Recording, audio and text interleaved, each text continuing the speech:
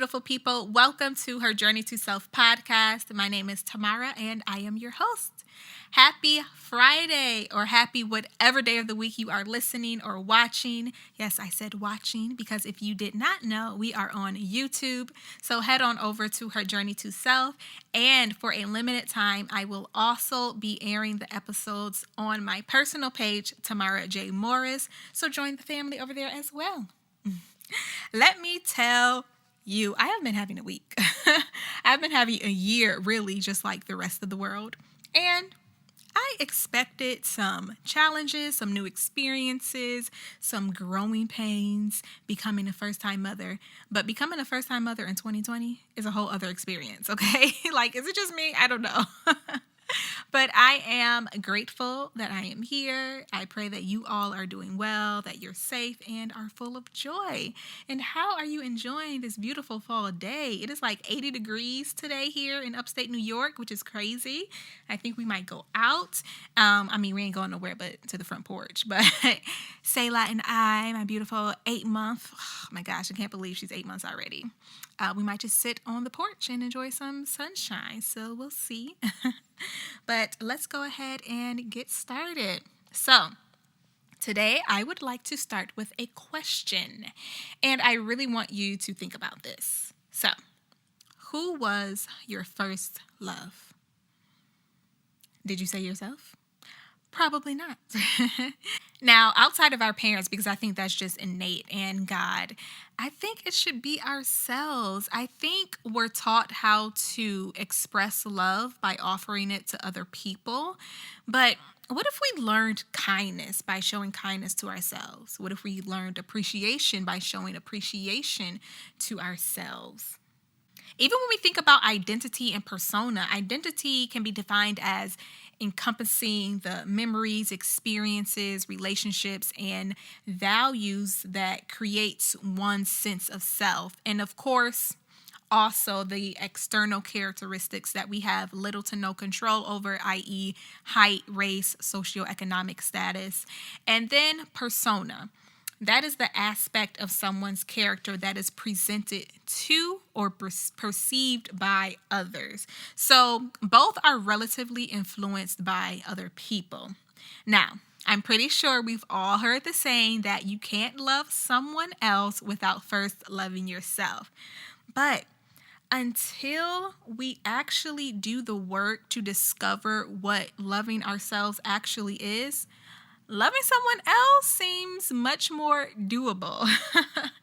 We live in a society that constantly tells us how we should look, how we should behave, how we should learn, how much money we should make, how we should think, and even how we should love. I think only in recent years as a society have we learned that we're not robots. We all have different needs that need to be cared for in different ways. But I think we're still struggling with how to really care for ourselves.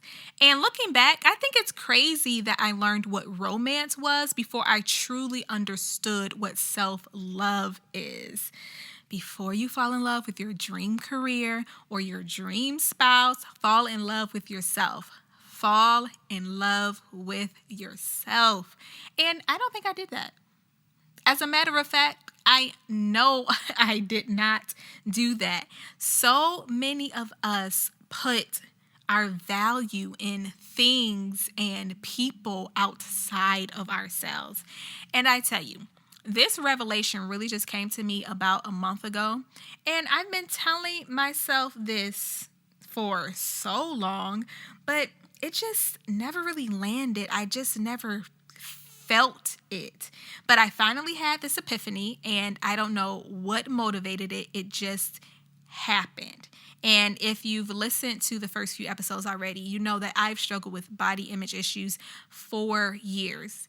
And a part of me really thought that I would conquer it once I became a fitness professional, but no, it really just added to the pressure.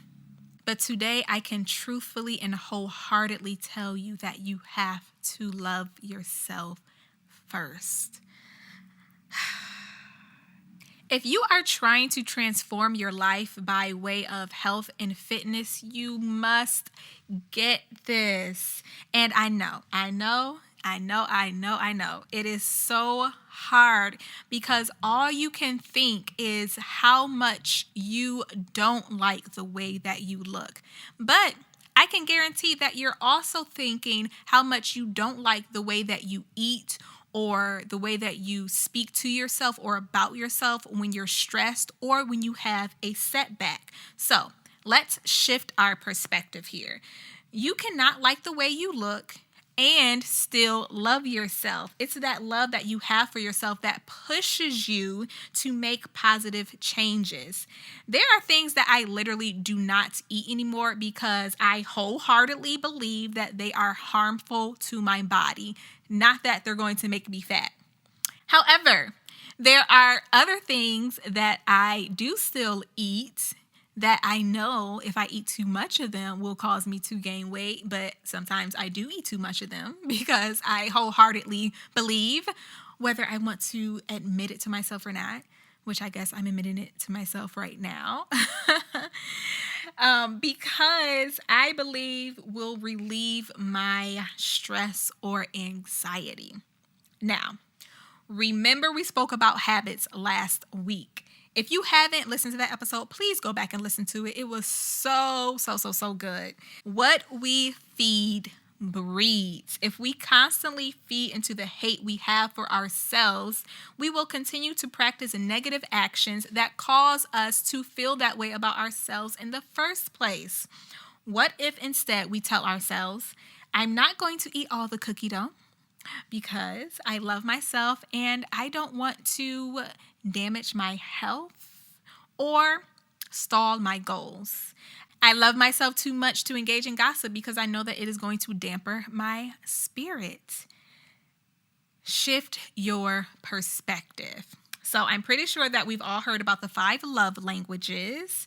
It's a philosophy that was developed by Gary Chapman, and it's all about the different ways that we give and receive love. And they are words of affirmation, receiving gifts, quality time, physical touch, and acts of service. So each person has a primary love language that they resonate with the most. But a person's primary love language can also be telling about how we can best give love to ourselves. So we can think of it as a self-love language. So I found some tips, and these tips are from a psychologist, and she's just recommending how we can effectively use self-love language. So of course, she starts with words of affirmation. Speaking positive mantras to yourself will fill your cup in a major way and expand your capacity to love yourself and others. So, of course, saying things like, I love myself, I am worthy, I am powerful, just feeding that to yourself on a daily basis. She also recommends making an audio recording of yourself speaking the affirmations in the present tense to play throughout the day. So I might actually try this, especially if you are more open to auditory learning. This might be really helpful for you. Listening can help imprint the positive self-love statements into your thought process.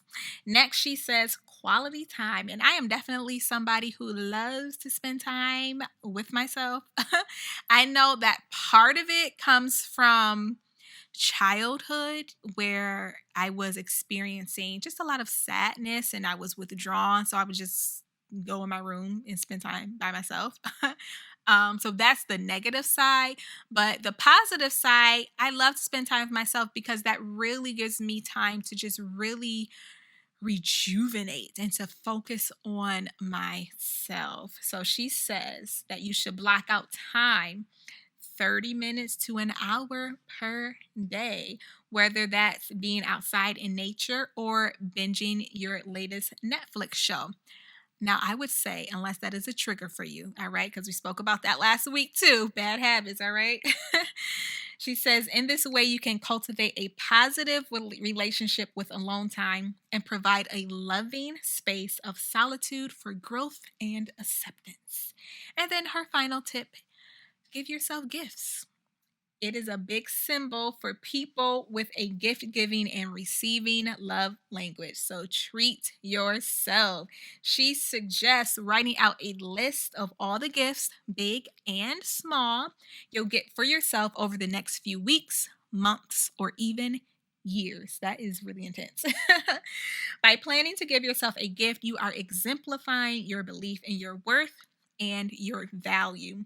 The process of planning continues to feel like an act of self love because you are providing for yourself and celebrating yourself rather than depending on someone else to provide for you. That's good. Now, of course, your self love practice shouldn't be limited to these three things. And maybe these three things don't even resonate with you. It's all about what works best for you. Like I said, we are not robots. We all need different things. And even going back to the whole binging Netflix, if that is a negative habit for you, I am not giving you permission to go and start binging Netflix again and calling it your self-love practice. No, you need to find what works for you that is healthy and positive, that is going to propel you forward, not pull you backwards, because we're all about going on this journey to finding our greatest self. So, thank you so much for tuning in to today's episode. I hope that you have been encouraged. Again, please continue to share the episodes out with all of your friends, your family, your loved ones. Leave a review. I would really like to know how you are enjoying the show. So, thank you so much. Remember that your testimony is not for yourself, it's for the world. Until next time, peace, love, and light.